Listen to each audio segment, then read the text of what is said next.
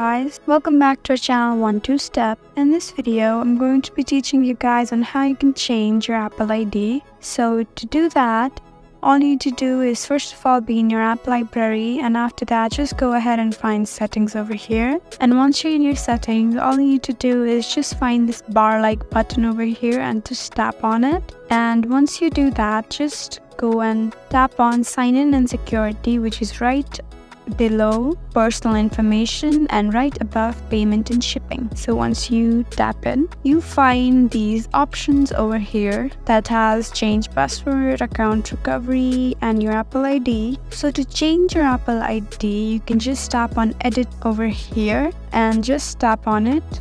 And to delete this, you just need to tap on this red button over here and tap on add an email address or add a phone number. So whatever you choose will be your new Apple ID, and after you delete this one and add that one, then you'll be successfully be able to change your Apple ID. So guys, that's how you change your Apple ID.